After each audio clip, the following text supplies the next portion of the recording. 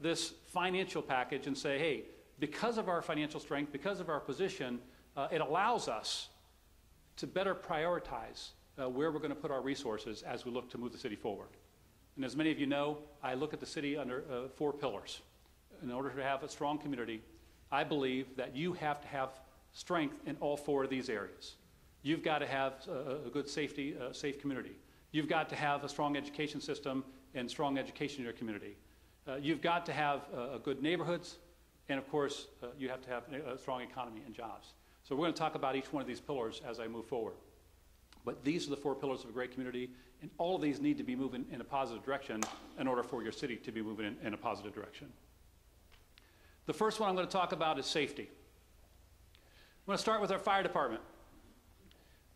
And in fact, I'm going to talk about fire and police both, but we have with us today Chief Rich from the fire department. Thank you. Please stand up there.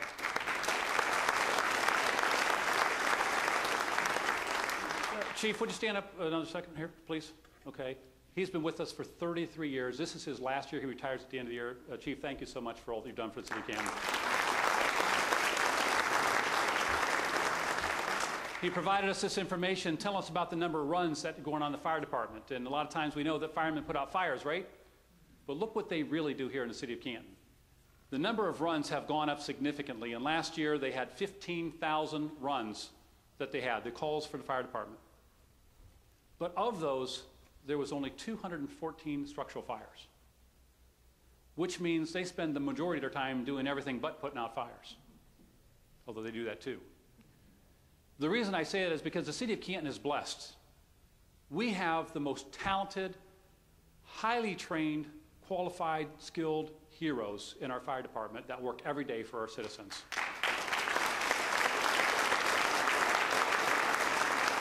We expect more. We want a standard of excellence in our fire department that's second to none, and that's what they provide to us. They have training that they go out on, not just on firefighting, but EMS medic runs to be medics that they go out on EMS runs.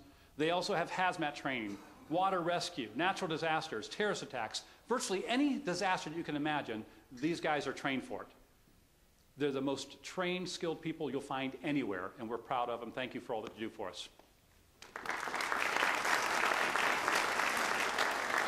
Now, the police department. We always talk about crime, obviously a big issue in the city of Canton. I wanted to share this information with you because this shows the number of violent crimes committed in the city of Canton are reported. This is using FBI reporting. There has been a change in the numbers. If you look here, we were in the 9,000 range for many years. And when we came in, we got very aggressive about this, and we put a lot of things in place, and we took community policing and added intelligence-led policing. And we've been working aggressively on this, and we made some significant headway here. And we started dropping crime. And then it kind of leveled off a little bit. But what happened here is, of course, the recession hit, and our workforce dropped. During those high numbers, we were somewhere around 175 police officers. By the time we got to that low number, that low post there, we were under 140 police officers. And what happened is it was declining, and then what happened is the police officers started declining, and then the number started going up. And then the jail closed. If you remember, the county closed their jails, and the numbers shifted again. And so we're fighting so many different variables in this figure. But we've got this thing down into the 7,000 range, so it's down significantly from the 9,000, 10,000 range, and that's good, but that's not good enough. And we know that in order to be able to take these numbers and improve them, that we're going to have to do more than what we've been doing. But I want to show you what the police officers in the police department have been doing. Is Chief Lauber here? Chief, there he is in the back. You didn't have your uniform on today. Chief Lauber.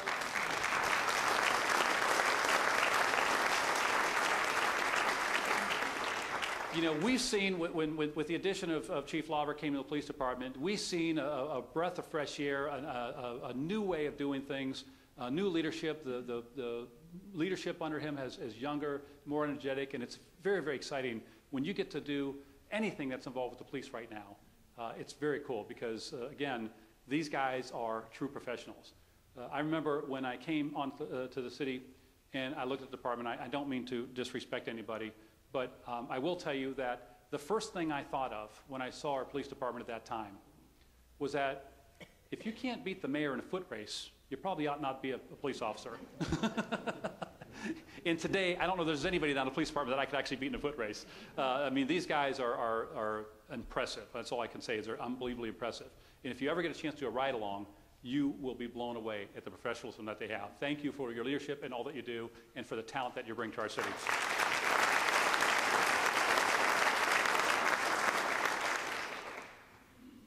In any case, this is about a 25% drop in crime.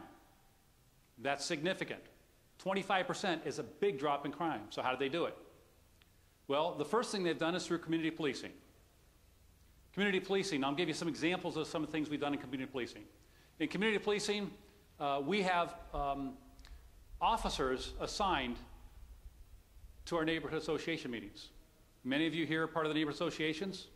Who's a part of the neighborhood association? There's a lot of hands out there. Thank you so much. It's because you guys, the city is moving forward. But your input, meeting with the police officers and sharing with them specifically what's happening in your neighborhood and where you want the attention, that's been helping. Our chief and our safety director have been going around the city and doing safety education meetings, and they're going to continue doing these things. And this is an opportunity for individuals to meet directly with the chief or the safety director and share their concerns and give us your opinion on where we should be spending our efforts. And of course, we've assigned officers to the walking beat in our downtown, which is one of the safest areas in the city of Canton right now. And so that is working, and we know it's working. So community policing strategies do work, and we've been doing those, and we're going to continue doing that. In addition to community policing, we also have intelligence-led policing. We've been talking about this for several years now. We've been infiltrating our police department with technology, with data, with tools and resources that help them with their job. A great example is the body cameras. We've been talking about this and working on this for, what, 2 years now? Last week, we went live with the body cameras. I happen to be wearing one. Get your nose. You're now on candid camera. This is a great tool to be able to see exactly what's happening out there, to keep our citizens safe and also to protect our police officers. The police officers love having this on them, and they will use it. And I'll show you how this works. You basically flip the switch on this, the green light comes on, and it's recording. It is not a live feed. I'd love to be able to put you on the screen and let you look at yourselves.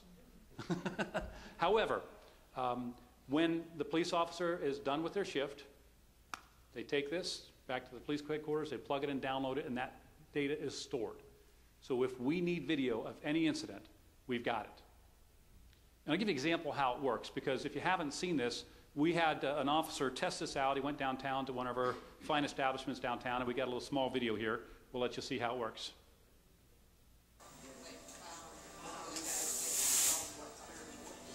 Good morning. How's things going, Kathy? You know what? It's going just fine. We're loving the sunshine. People are coming out. It's awesome. It's awesome. That's Canton. Now, if she'd have said something else, we probably wouldn't have shown that video. Yeah, no. In any case, that's how it works. And so when you have a situation where you need to go into the courtroom and they need to see exactly what happened, this is going to be able to provide sound and visual that you wouldn't have otherwise. And I think it's so important that we have it. And it takes a tremendous amount of time to bring this type of technology and implement it. And again, because we started this nearly 2 years ago, we actually have it today. And I'm very excited about that. Thank you, Bruce Walber, for your efforts on that.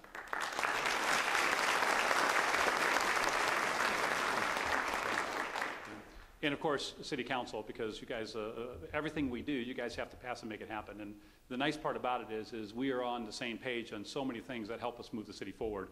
And I'm just so thrilled with where we're at right now. Another way that we have intelligence-led policing brought into the city, and you've heard us talk about this as well, and this is the ShotSpotter. This is a screen that shows over a period of time where gunshots were fired, and the data actually puts it up.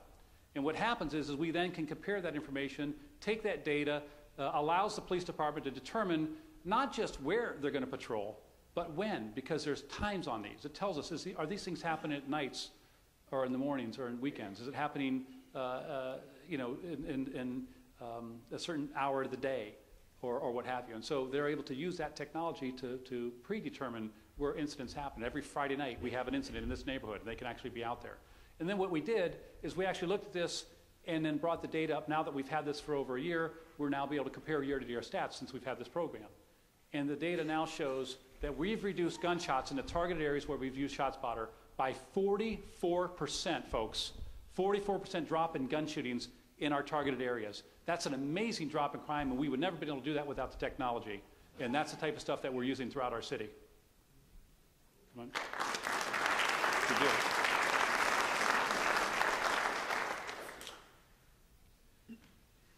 Now I'm going to talk about one of the most dangerous neighborhoods in the city. For decades, the Shore Summit neighborhood has been one of the most dangerous cities, right? Administrations, police chiefs, councils, we've tried everything over there. We put up a substation. We've tried traditional community policing. We've tried task force, bicycles, you name it. They've done those in those areas. They know the crime's there. They've gone to those areas. They put police cars out there and let them stay overnight. They've done all kinds of things, and yet the crime continued year after year. And you might put a dent in it for a minute, but then it's right back. But folks, I want to tell you something. We are incredibly excited about what's going on right now. In this neighborhood, we've taken community policing, combined it with intelligence-led policing, and combined that with working very, very closely with the neighborhood associations and the people that live in those neighborhoods. And they give us very, very specific information about their homes and their neighborhoods. And by combining all those things together, we created a highly sophisticated community policing strategy that is working. In fact, since we started that in the Shore neighborhood, crime has been reduced in that neighborhood by 52%.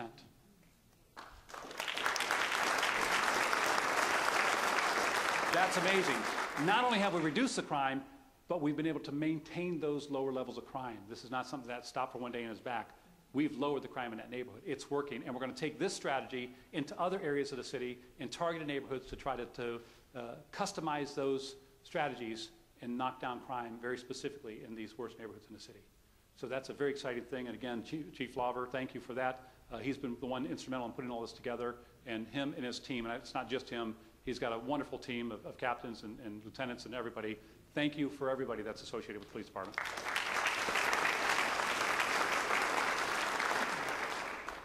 But one of the things that we cannot live without, and we know the best tool to help reduce crime is basically the number of people on the streets, manpower, boots on the ground. This chart shows you the impact that we've had from the recession and the state government cuts. And again, we were hovering around 350. This is police and firemen combined. And you can see how we've lost a significant amount. We got down under 300. We've lost about 60, 65 or 70 total police and firemen. And this is basically what's happened. In 2012, we dropped to the bottom. In 2013, we were able to start hiring people. They were filling people that were leaving, but we've leveled off. And I want to show you what's happened after last year. As I mentioned, I swore in 18 police officers and 17 firemen. And that brought our numbers up significantly in 2014, and we anticipate that we're going to be increasing it in 2015 because this year our plans are to hire 25 more safety forces. 25 more.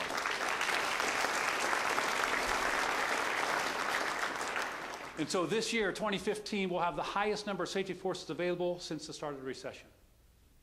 And that's exciting because no matter what skills or tools or techniques we use, you have to have the manpower to make it work. And again, with the support of council, I thank you for this. This is going to allow us to address that. We know that for many years now, the number one issue that we've had in our community is people want more safety forces. They want more police, they want more fire. And we've done everything in our power to divert every available resource to be able to build up our safety forces. And again, it's a collaboration between council and administration. So thank you. That moves on to education.